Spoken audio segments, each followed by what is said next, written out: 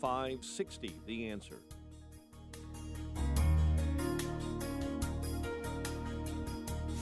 This hourly segment is brought to you by the Money Hour Radio Show, Saturday afternoons at 3. Brought to you by Pure Shale Financial Group at PureShaleFinancial.com. Now, from the Signature Bank Studios, this is Chicago's Morning Answer with Dan Proft and Amy Jacobin on AM 560. The Answer.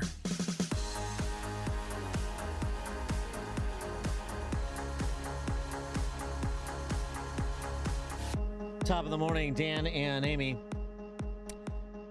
University of Wisconsin-Madison law professor Ryan Owens organized an event at the school.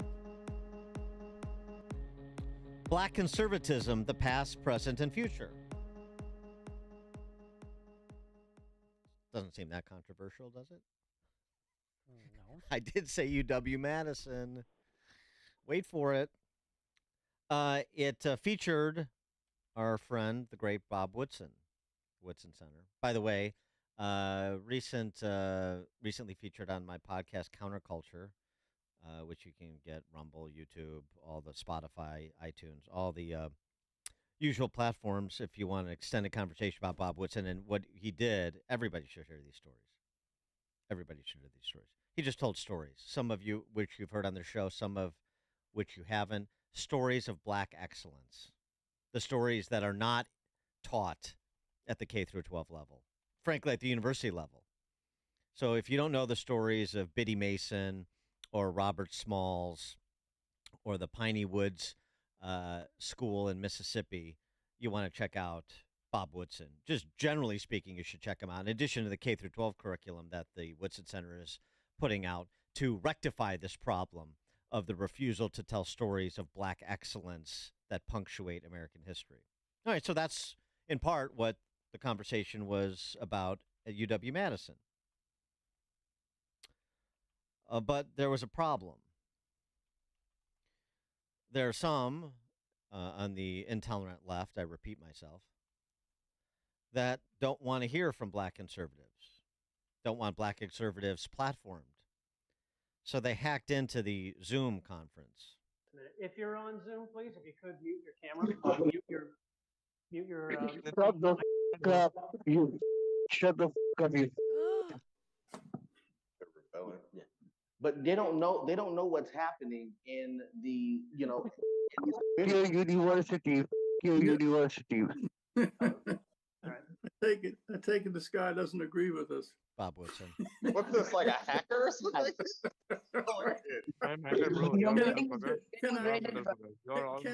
Can we reasonably conclude that he doesn't agree? Maybe we can shut him down.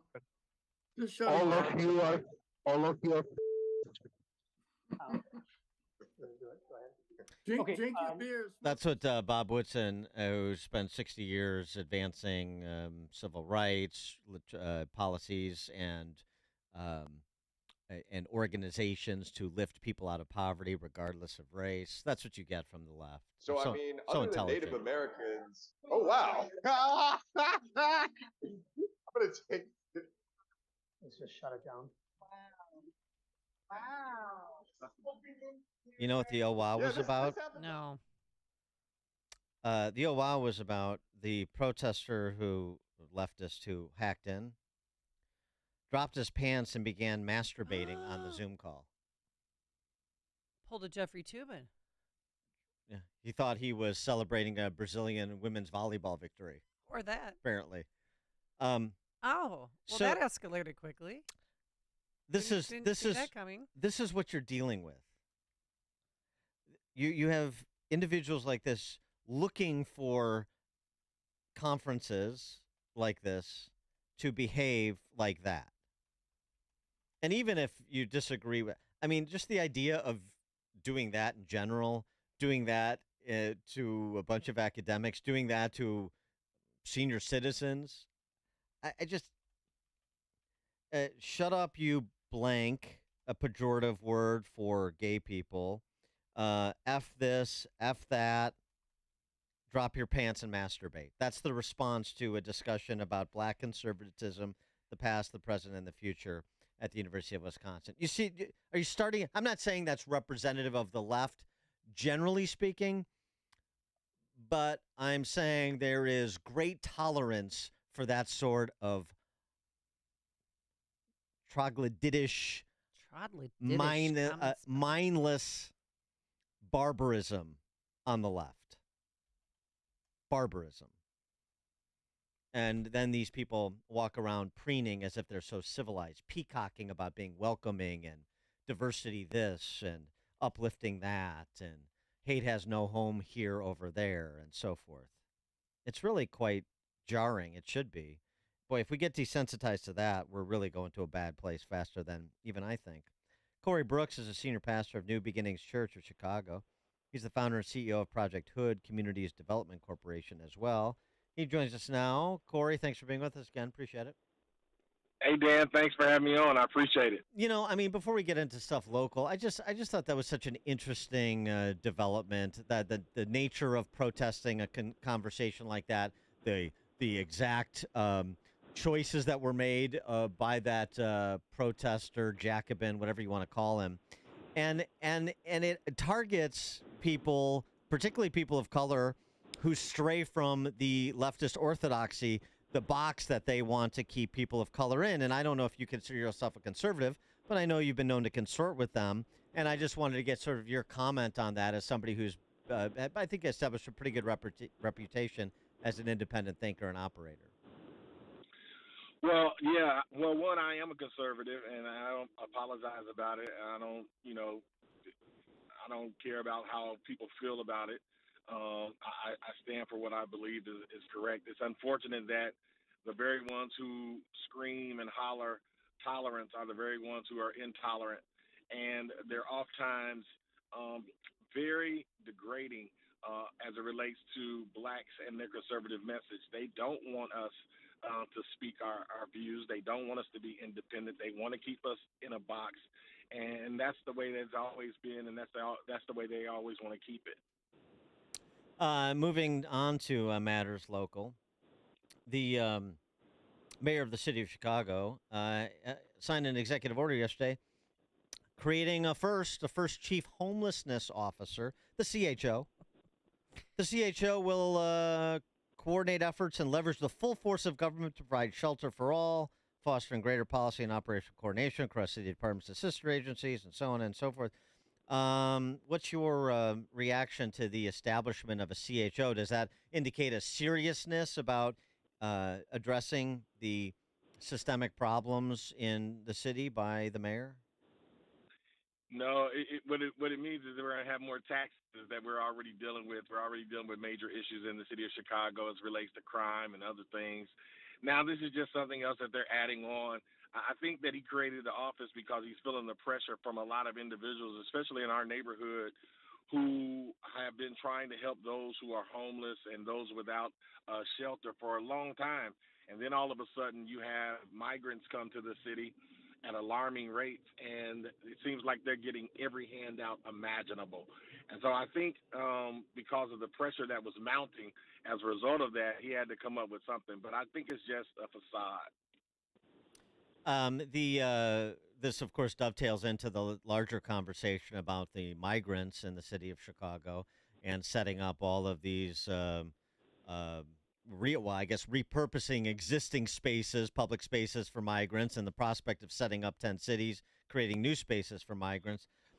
You've heard a lot of protests from minority neighborhoods in Chicago, from Pilsen to Galewood. What's your sense of where people are, and the people that you interact with and serve in pertinent part, where they are on this welcoming city business? You know, there are a lot of people in our neighborhood that are upset, and they're being very vocal about it. Our educational system is already failing, and now we're adding to an already burdened and stressed system. We're already experiencing a lot of crime in our neighborhoods and a lot of things that the people just would not believe that go on in our neighborhoods. And so now you're adding more people, adding more situations to that. And it seems to be very disheartening. There are a lot of individuals in our neighborhood who are very upset about it, and they're being vocal, as they should be. And what? Yeah, but what can you do? I mean, what more can you? I mean, we attend these town hall meetings, but the decisions are already made. So we need to approach this differently if we want to keep our city spaces. Yeah, I think one of the things I've heard Dan say before is that you have to continue to be vocal. You can't just lay down and take it. You have to be vocal, but you have to also vote. We have to remember that elections are always coming around, and we can't be so short-minded that we forget the things that are happening in our neighborhood. And we have to take more of a stand, be more vocal. We have to definitely vote, and we have to get involved in organizations that are trying to help people at the grassroots level. That's the reason why we created Project Hood, because we realized that we can't wait for government to come in and fix our problems and solve every issue, and we're gonna do it ourselves. And so they have to find organizations that care about the community and that are doing the work and hopefully get involved. What is the state of things at Project Hood? In terms of the numbers served, the programs you're focused on, the impact you're having. So we're doing a great job. We're in the process now of building a 90,000 square foot leadership and economic center called the Robert R. McCormick Leadership and Economic Center. Perfect place to house migrants. Yeah. we will not be housing migrants, that's for sure. But we definitely are building a program that deals with training people for the trades, an entrepreneurial school. We have a culinary arts school, thankfully to Overwhite's Ice Cream, Wood Grain Pizza, and the Burger Joint, where we're going to be training people on culinary arts. And we have the music and the arts and the Olympic-sized swimming pool. It's a fantastic facility, but it's much needed in our neighborhood because we're trying to turn it around. You know, our neighborhood was a neighborhood filled with crime and lots of shootings, but we've been able to transform a lot of that, and we're going to continue our march toward that. Well, what's the thing? What's the main thing you think when you encounter that you have to overcome to get people, the small percentage of people that are doing bad things in these neighborhoods, to get them away from the bad things they're doing and to pursue something like the offerings you just mentioned at Project Hood? What is it you have to overcome? We as a society have to overcome. Well, one, we have to overcome disbelief. There's a lot of individuals in our neighborhood who just don't believe anymore in the American dream. They don't believe that a hope and possibility can be theirs and that they can achieve regardless of what their background and where they come from. So we have to inspire people to believe, first of all, that they can make it, that they can be successful. In America, you can be absolutely anything that you desire to be. And so that is a big hurdle that we have to overcome. But we do it with messaging, we do it with branding, we do it with lots of encouragement, we do it to every with mentors, everything that we can do to get them to turn their lives around and start believing something different. We try to do it. Corey Brooks, Senior Pastor, New Beginnings Church of Chicago, founder and CEO of Project Hood Communities Development Corporation as well. And Corey, where people can get more information on Project Hood, the center that you're building, the programs you're offering, tell us. Yeah, they can go to projecthood.org. That's HOOD, projecthood.org, and they can find out all the great information, all the great programs, and especially about our facility that we're building. Pastor Corey Brooks, New Beginnings Church of Chicago, Project Hood. Corey, thanks as always. Thanks, Dan. Thanks, Amy. Appreciate it.